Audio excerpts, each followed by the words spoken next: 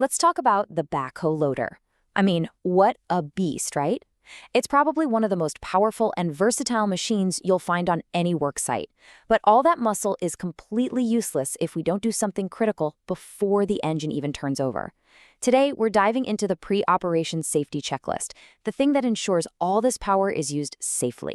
You know, this machine is an absolute workhorse. It's incredible what it can do. But here's the thing, all that power can become seriously dangerous without a really simple pre-operation inspection. Just think about that for a second. The massive capability of this machine versus a simple 5-minute check. That little bit of time can be the difference between a great day and a total disaster. And that gets to the heart of it, really. A pre-op check isn't just about ticking off boxes on some form. It's the first thing you do as an operator, and it's the most fundamental part of your responsibility.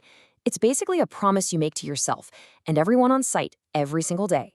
Let's really break down what's at stake here. On one hand, you've got the 5 minutes it takes to do a proper inspection. On the other hand, well, you've got major downtime, super expensive repairs, and the very real risk of someone getting seriously hurt. When you look at it like this, it's not even a choice, is it? It's probably the most important decision you're going to make all day. So where do we start? Simple. The inspection always kicks off with a walk around the entire machine. This 360-degree tour is your first line of defense. It's your best chance to spot a problem before it turns into a real disaster on site. We're going to break this down into 3 simple phases. First up, that all-important walk around. Second, we'll hop into the operator's seat, your command center, and do some checks from there. And finally, we'll confirm all the non-negotiable safety gear is ready to go. So let's get started with that walk around. Every inspection has to start somewhere, and for this beast, it's right from the ground up. We're talking about the tires. The machine's entire stability is literally riding on them, so they're a critical first stop. Okay, so what are you actually looking for here? It's all in the details. Is the air pressure right? Because if it's uneven, the whole machine's stability is off. Are there any deep cuts or cracks you can see? A blowout on a busy worksite doesn't just stop the job, it puts everyone around you in danger. All right, next up, we're looking at the machine's muscle, the hydraulic system. These cylinders and hoses are what give the backhoe that incredible power to lift, dig, and move everything. And look, this is a huge one. A tiny hydraulic leak isn't just a little drip, it's a major warning sign.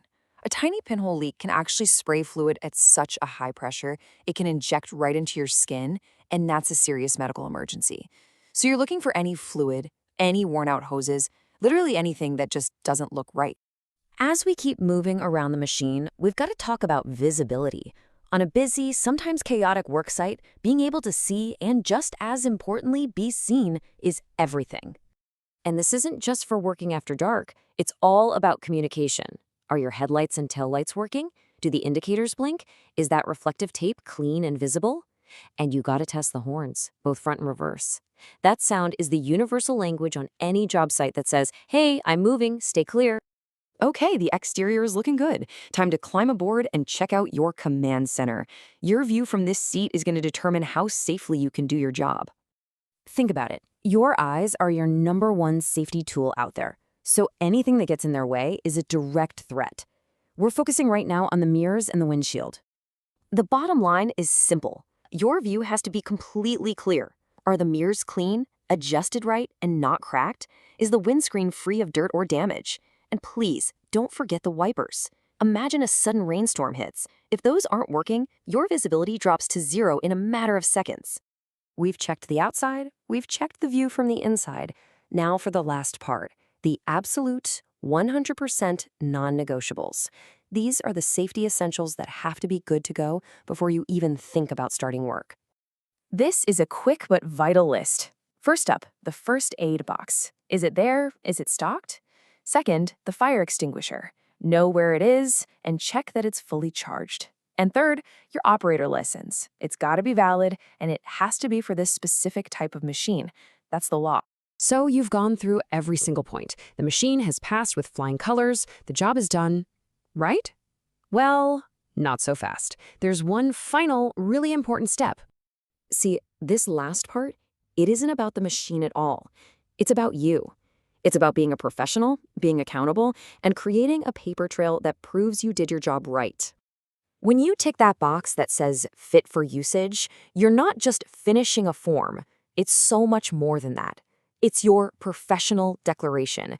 You're putting your name to the fact that you've inspected this machine and, as far as you know, it is safe to operate. And the way you make that commitment official? It's your signature. By signing and dating that form, you are taking personal responsibility. It creates a chain of accountability that protects you, your team, and your company. I want to leave you with this one thought.